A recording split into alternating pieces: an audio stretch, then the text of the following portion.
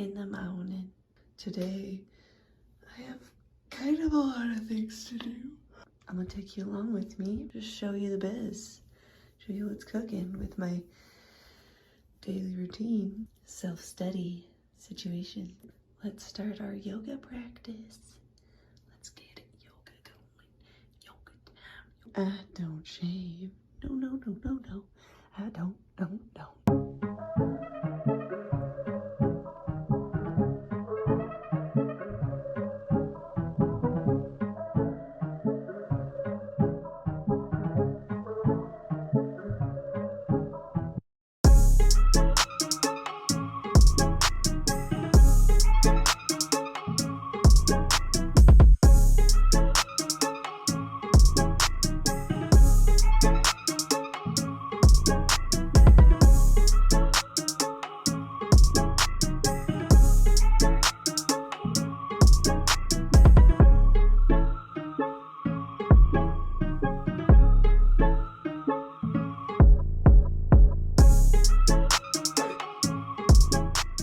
Hey y'all, I just did 74 minutes of yoga and I'm ready for the pool. I'm about to dive in, but I gotta get going because I don't want to be late for my yoga class. So, my journey of self-study, day to day, begins in the morning. I enjoy waking up early enough that I can get at least an hour of movement in before leaving the house. I've found that it grounds me and just sets the pace for the day of completing one thing at a time. Boom, you wake up, you complete your yoga or Pilates or whatever, and then you say, oh my God, I'm good at this. I think I could do this again. And then you do. The plan is I'm gonna swim for 45 minutes and then I'm gonna come home, shower, and go to my yoga class. Swimming provides a release for me. I enjoy doing it because my knees are kind of mad at me right now. They're kind of mad because I ran them to shit. And last summer I biked them off.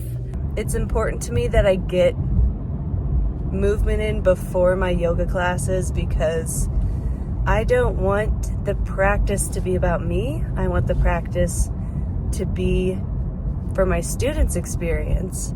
So I kind of gauge their level and what they're bringing to the table, whereas I've already gotten out all my crazy moves. I'm totally listening to their cues in their bold day. I've found that out by just trying something new every day and seeing what makes me feel the best. Like I said, through self-study, Svadyaya, it has helped me really create a routine for myself that is something that I want to do every day and something that the people around me benefit off of because I do every day.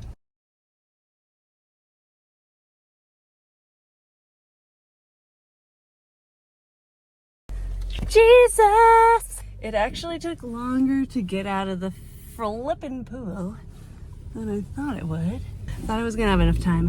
What we're gonna do is put some lotion. Oh, get ready for class very quickly. Sorry, that angle was not it. As you can see, my hair is growing back. Woohoo! I have a baby sideburn. Check it. I'll explain more about that later, but I just wanted to check in after the pool. My swim was really good. And then I realized that they were taking away the lane and I was like, So I guess I read the calendar wrong. Of course I have goggle eyes. At least my eyes don't hurt. They've just been suckled.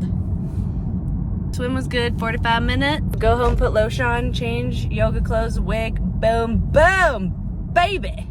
I'm excited to get to class. Get to work, Wazowski. I was trying to hurry in the locker room, but I literally wore leggings and this polyester jacket, and both were sticking to my wet skin like a freaking squid on a sailor ship. I'm done making excuses. Alright, bye-bye. Turns out I'm not gonna be late. I was just freaking out because of all the other times I was late. I'm not gonna be late. I grabbed some coffee. Oh, you best believe I'm gonna have the biggest breakfast when I get home, but I don't have time for that shit. We're on our way to class. Another part of self-study is just knowing your strengths and your weaknesses. My strengths are I am determined, optimistic. That's about it for me.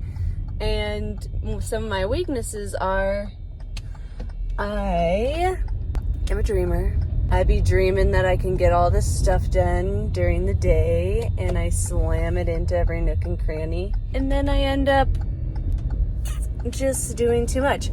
But sometimes it all falls in line perfectly, like right now. Knowing my strengths, which is discipline and determination, I know that I can get up at a certain time and get myself somewhere. But knowing my weaknesses of dreaming, I know that I need to rein it in and dream a little less so that I can enjoy the things that I do decide to do. And that's all a part of the process of getting to know thyself. The person in front of me is going as slow as molasses. We're gonna have a great class. This is what I say before I go into my yoga class, because I know in the back of my mind I'll be putting some weird pressure on myself, and we don't want that here. No, no, no. What I say to myself in my heart is, I'm doing this for yoga. I'm doing this for the love of yoga. And then I just let it go from there. And usually that clears my mind enough to where the class ends up going smoothly anyways. If you know that something makes you nervous, plan in advance for how to make yourself feel the most comfortable. I'll catch up with you after class. I think I'm gonna walk on the treadmill. Oh, my buckets. I left my walking shoes, but it's actually really nice out. That's another way that I kind of look inside, is by going on a quiet walk with my podcasts. But I'll tell you about those in a moment. Bye.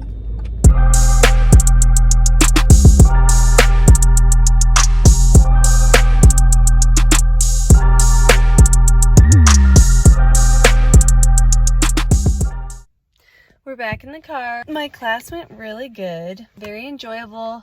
All my ladies in the house were killing it today. Another way I kind of turn the gaze inward as to how I'm showing up in the world is these yoga classes and or just how you show up at work. You can tell if you're not really in it by what people reciprocate to you, whether that is when you bring in lower energy, they give lower energy, and then if you come in with high energy, it kind of pumps everybody up around you. Using your work as a way to determine how you're showing up in the world is a good way to self-study. You learn more about yourself. You learn more about how you respond to people, how you respond to people's criticism, how you respond to your own criticism. It's basically using the people around you as a mirror to see what maybe you can adjust in yourself or what you're doing great within yourself. For example, if you're working in a team, if the team is killing it, you can assume like, hey, I work well with these people. I'm bringing enough to the table to where the engine can keep on firing, and you can feel really solid about that. If your team is slacking, then you can turn the gaze inward and say, how am I helping us progress? How am I helping this situation get better?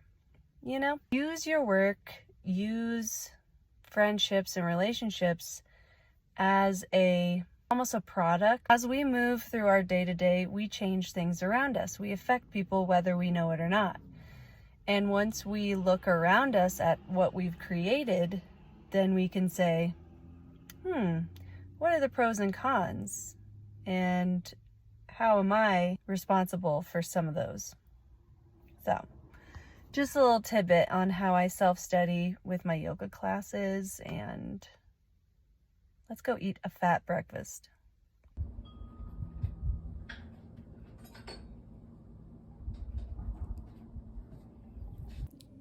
And it's gone.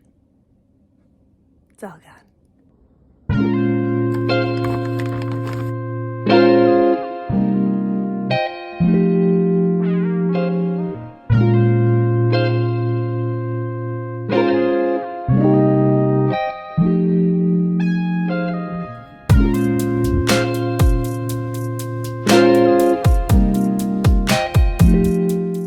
Hello, we out here midway through the walk, a little bit over midway, and I'm straight chilling, but some things came to my mind, and that's why I love going on walks.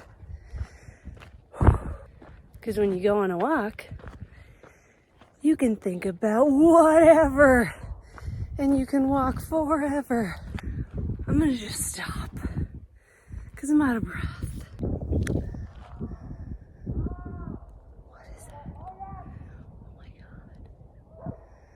Hope they're all right over there. The main point in the self-study business is so that you can connect with yourself and therefore connect with your higher self, or your capital S self, however you want to phrase that. By doing all these practices, you know how you can listen to your intuition. Last night, my husband had been saying that he felt sick. And I said, oh no. When it was time to go upstairs, I was like, actually, in my brain, I was like, girl, maybe you should stay downstairs with grandma and watch a show with her instead of sitting up there in the room. And I didn't know what it was. I was like, might as well just hang out with my grandma. And I did. And then in the middle of the night when I was sleeping in the same bed as my husband, he was coughing. And I woke up and I just figured, okay, I'm gonna go in the other room and sleep. So I slept in the guest room. Turns out he has COVID. That little feeling inside me that was like, girl, don't do it. Connection. And I listened to it. And I said, bet. Hopefully I don't have COVID. I hope not. I'm really sad about my boo bear. In your self-study, maybe your fitness journey, when you get to know yourself and you spend so much time with yourself, you almost build a stronger friendship, relationship with your intuition, and you can let it guide you in questions that you ask it. You know what I'm saying? Connecting with yourself, the study of the self, will bring its benefits to you. You just have to listen to your intuition. Kind of like when you listen to your body when it comes to eating or exercising or interests, hobbies that you have. Things inside will tell you what you want, what you need.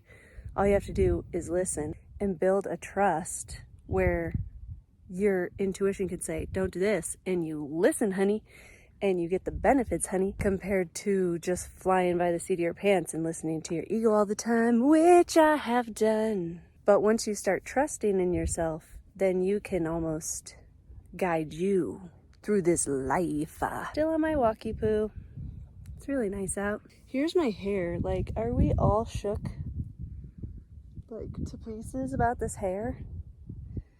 It's growing out. I'm not going to shave it. I'm excited.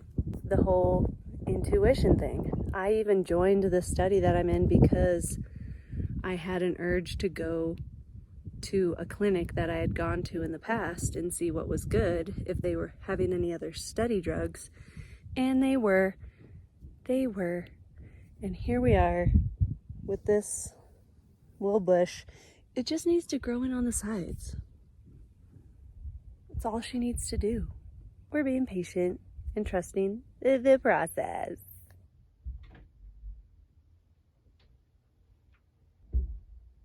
This is our guest room. This is where I'll be staying while Dugan has COVID, and where I'll be continuing the intellectual side of my self-study. First, I don't need those because it's not 41 degrees in here like it is outside.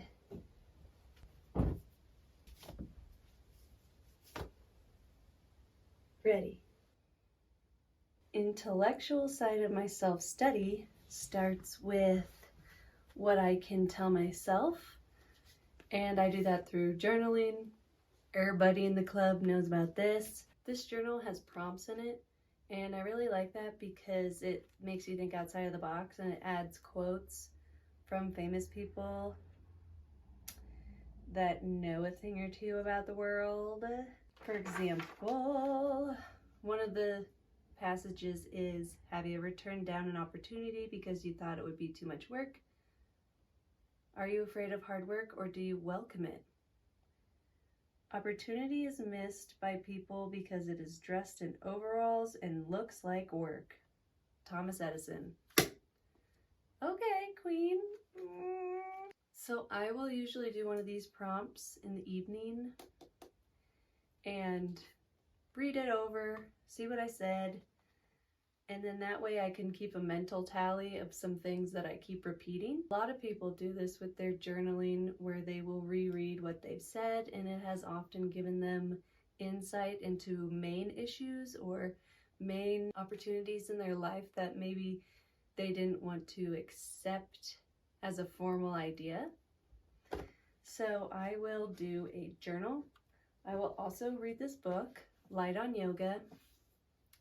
I will read this book. I've also read other yoga books just to give me more information on yoga as a practice and the history of yoga, how it is used in the modern world, how it was used. And this one is Light on Yoga by BKS Iyengar.